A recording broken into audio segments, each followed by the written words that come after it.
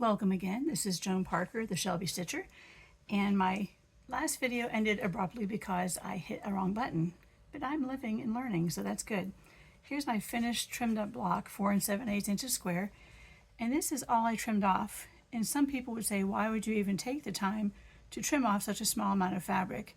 Well, in my book, any little amount counts, and we needed to get rid of that, so all my blocks would be perfectly sized at 4 7/8 inches.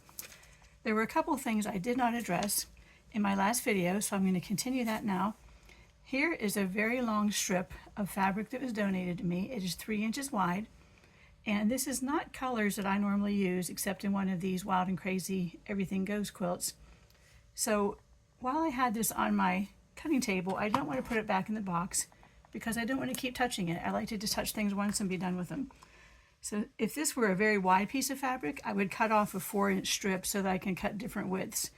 But because it's a long strip already, and remember I wanted 3 3/4 inches wide for my blocks to match my blue fabric, I'm going to cut these 4 inches long, so still giving myself a little wiggle room.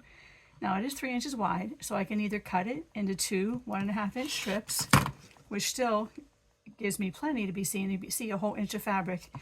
But I do get tired of seeing the same piece over and over, so what I'm going to do is take this 3-inch piece and just cut off a 1/2 inch so that I have, let me move that down just a little bit so you can see it better. I'll make this one a 2.5, which is as wide as I like to go, because sometimes when you're cutting out a block, the triangle will run through the middle of that, so you only see parts of it, so that's fine. But I also will do, so I try to keep my widths between 1 inch and 2.5 inches at the most. But I might do this one 1 1/4. I'm sorry, 1 3/4. I'm really confusing myself. 1 1/4, and then 1 3/4, so that I have two smaller pieces instead of one. So that's one thing. And I like to go ahead and cut up the whole strip. If I have long strips, I use those at the beginning of my project so I can use the whole thing up and not have a small piece to put back in my stash. I do keep a stack of 2.5-inch strips because I use them for so many things though. The other thing we didn't address, well, two other things. The first one is this strip that was sewn to the paper. To trim this up, I press it really well, which I did off camera, and it's nice and flat. I lay it down, and again, these little handles make it so easy to pick up my ruler and get it in the right place. Sometimes your paper gets a little distorted on the back. This one's perfect, but I will trim both sides of my paper. Sometimes the paper gets pulled in a little bit or gets under the edge of the presser foot or something, but that didn't happen in this case. So I have these two edges to cut, and now this is 3 3/4 inches. This will perfectly match the blue that I'm attaching my strip set to. And while I had this in my hand, I'll show you why I thought this is the fastest way to do this. I only sewed down as far as how many blocks I needed because I am finished laying out the blocks for that quilt top. However, if I were continuing to cut more blocks, I would come down to where my piece to strip ends, and I would sew this on after I take the papers off. Again, the same way, I have another strip of this blue heart fabric. This is the end of it on this strip, but if I had more blocks to cut out and piece, I would just add another blue strip to this and continue on after making sure it was the right width. And that's what makes this go so fast, is you don't have to keep ending up using up all these cut off pieces that are cut at an angle, because that's the beginning of your strip every time, and you can just continue adding on to the end until you get as many blocks cut. And just about every time I do a scrappy quilt, I do all the piecing in waves. I'll do some cutting, I'll sew up those cut pieces, and then I'll look for some more strips or fabric to go in my box that I'm using for my supply, so to speak, and then I'll take care of those.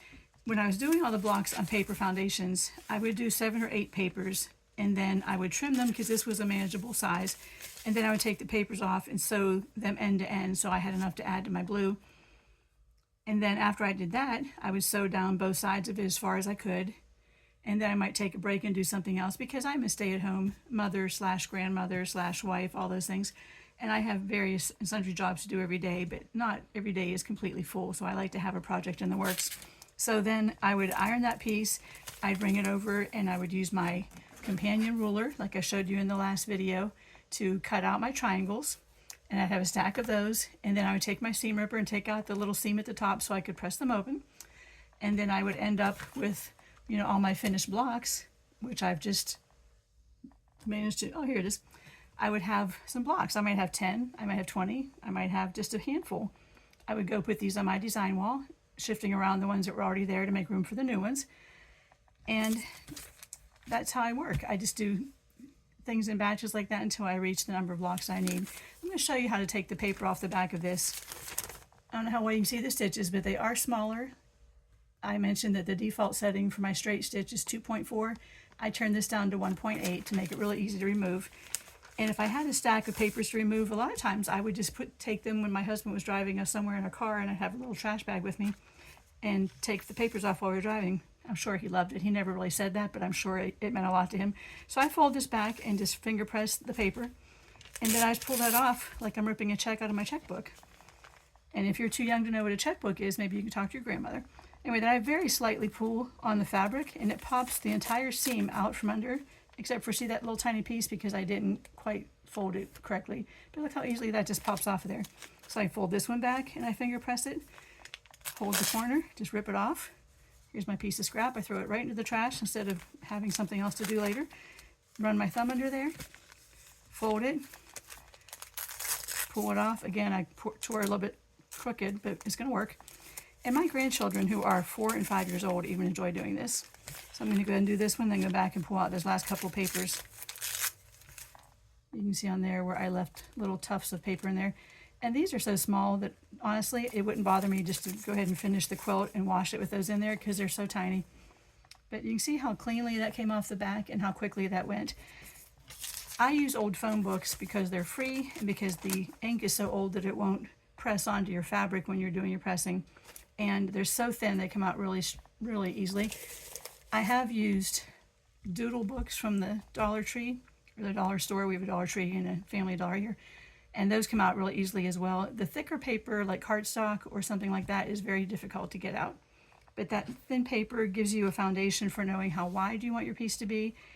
It can keep your fabrics from shifting if you're a new piecer and you're not real confident about keeping your seam straight. I think that's all I wanted to tell you about.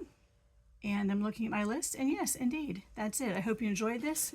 I hope you have, if you have questions, you will ask them, and you will leave a comment and leave a thumbs up for the video.